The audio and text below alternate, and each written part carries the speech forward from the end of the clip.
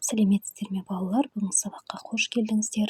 Бүгін біз сіздермен 111 сабақ есептік және реттік сан есім тақырыбын өтетін боламыз. Сабағымызды бастамастан бұрын Зерек бала 2 каналына тіркеліп, қоңыраушаны басуды ұмытпаңыз. Олай болса сабағымызды бастаймыз. 35-ші тапсырма, мәтінді оқы. Таза бұлақ. Бір бұлақтың басында 3 жолаушы бір-біріне кез болыпты. Бұлақ бір тастақ жерден шығып жатыр екен. Бұлақтың қайнап жатқан көзіне жақын жерге бір қазандай қара тасты қойыпты да тасқа: «Ей, жолаушы болсаң, осы таза бұлақтай бол», деп жазыпты. 3 жолаушы бұлақтан шөлдері қанғанша су ішеді. Тастағы жазуға көздері түседі. Сонда бірінші жолаушы тұрып былай дейді: «Бұл жазылған ақыл сөз екен. Бұлақ күні-түні тынбай ағып алыс жерлерге барады. Бара-бара кеңейіп, үлкейеді. Бұған жол-жөнекей кішкене бұлақтар қосылып, сөйте бара үлкен өзен болып кетеді. Мұнан мынандай ғибрат алуға болады. Сондай адал қызмет қыл. Еш уақытта жалқауланып, тоқталып қалма. Сөйтсең, ақырында сен де үлкейіп, мұратыңа жетесің дегені деп білемін», дейді. Мәтіннің авторы Ыбырай Алтынсарин. Балалар, енді осы мәтінге байланысты берілген сұрақтарға жауап берейік. Бірінші сұрақ: жолаушылар қай жерде кездесті? Жолаушылар бір-бірімен бұлақтың басында кездесті. Екінші сұрақ: бұлақ қандай екен? Бұлақ сондай таза, мөлдір екен, иә? Бұлақ басындағы таста не деп жазылыпты? Бұлақ басындағы таста: «Ей, жолаушы болсаң, осы таза бұлақтай бол», деп жазылыпты. Бірінші жолаушы сөздің мағынасын қалай түсінді?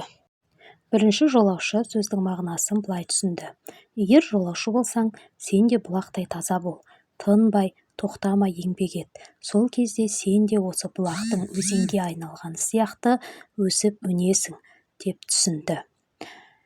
Екінші және үшінші жолаушы сөздің мағынасын қалай түсінгенін болжап көр. Екінші жолаушы: «Біреуге жақсылық етсең, ол жақсылығыңды ешкімге міндет етпе» дегені дейді. Яғни осылай түсінеді. Үшінші жолаушы болса: «Көңіліңді, бойыңды осы бұлақтай таза сақта. Бұлаққа қарасақ, күн түссе күннің, шөп түссе шөптің сәулесін көреміз.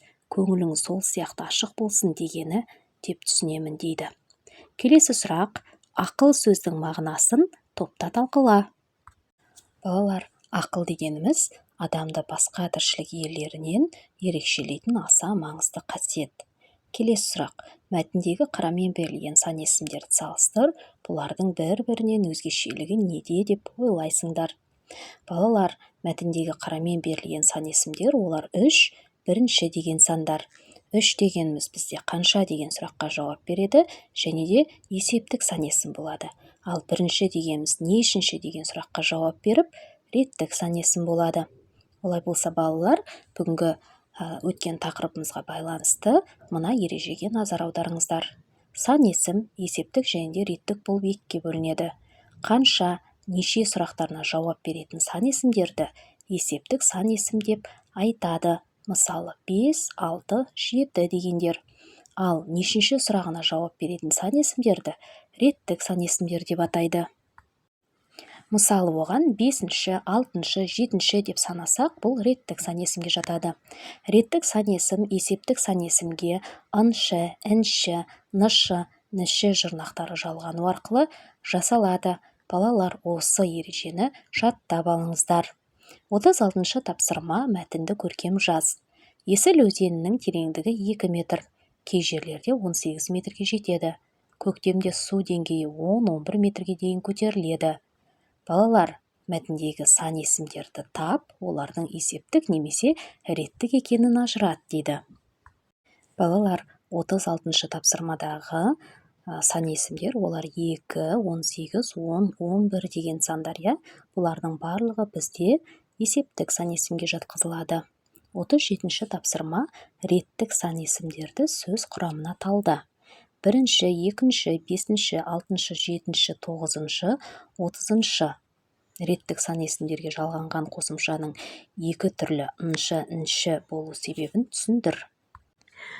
Бірінші сөзінде бір түбірі інші жұрнақ, екі түбірі інші жұрнақ, 5 түбірі інші жұрнақ, 6 түбірі інші жұрнақ, 7 түбірі інші жұрнақ, 9 түбірі інші жұрнақ, 30 түбірі інші жұрнақ. Балалар, енді реттік сан есімдерге жалғанған қосымшаның екі түрлі ыншы болу себебін түсіндіре кететін болсақ, есептік сан есім дауысты дыбысқа аяқталса ыншы жұрнағы жалғанады, ал дауыссыз дыбысқа аяқталатын болса, онда ыншы жұрнағы жалғанады екен. Осы ережені есте сақтап алыңыздар. Келесі жаттауға назар аударыңыздар. Шығармашылық үзіліс 38-ші жаттығу. Далада ойнап жүрген Жанат үйге жүгіріп кірді.